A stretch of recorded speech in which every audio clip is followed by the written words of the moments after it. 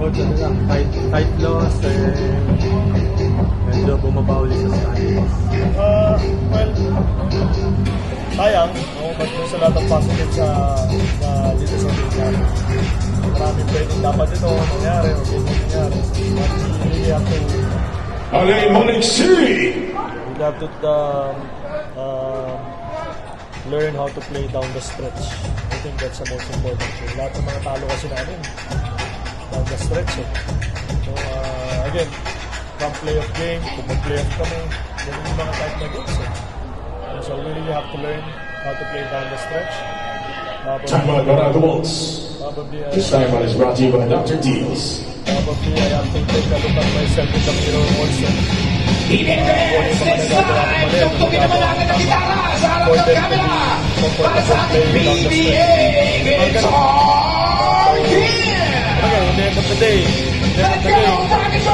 Sila naman dumidiskarte, may napadiskarte ko na sila eh.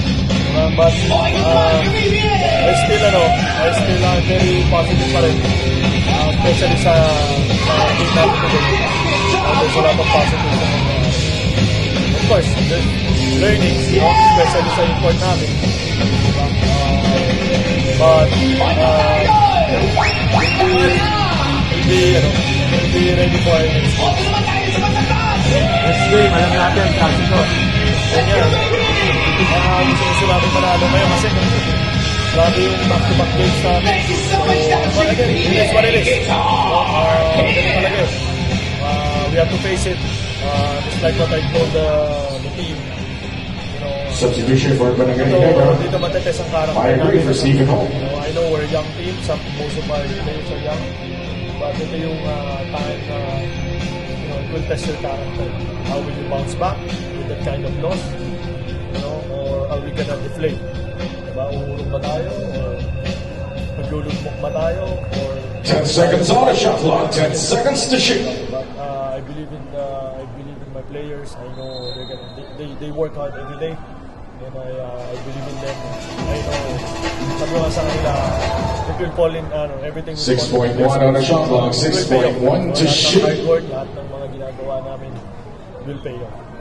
Today, it's a character game for us, and I want them to feel that. I want them to feel that, but at the same time, we have to Follow number 11, Cruz some penalty is first. right away. A quick turnaround. We cannot deal with that too much. Probably next time we'll deal with that. We have to focus on Ginebra. Must win for us. Shooting two, Riley Must win for Grimsby. us. So extra pressure. Another learning for them. Kailangan matuto sila maglaro under pressure also. Especially in the PBA, especially in our bracket. Medyo mabigat yung bracket namin. So, again, yun lang. Coach, sorry, dun po sa last play kay KJ Bakin po, yung last shot niya, was that really intended for him po? Yeah. Or Yeah. what was the play? Yeah, actually, it's really the place for him to make plays for KJ. For us. KJ. No, he's been great. The whole game he was doing everything. He's rebounding, he's passing. He's taking charge sometimes. So ganun talaga eh. Also, hats off to Rainersheim, di ba? Siyempre, we made a run in the first half, they made a run in the second half, and then it's a possession game out there. Maraming pwede mangyari doon. Pwede may kick out, pwede foul, pwede marami. But again, he's only 26 again. So 26, and new to this game, so for sure he'll be better next time. He'll be better. Thank you. Coach,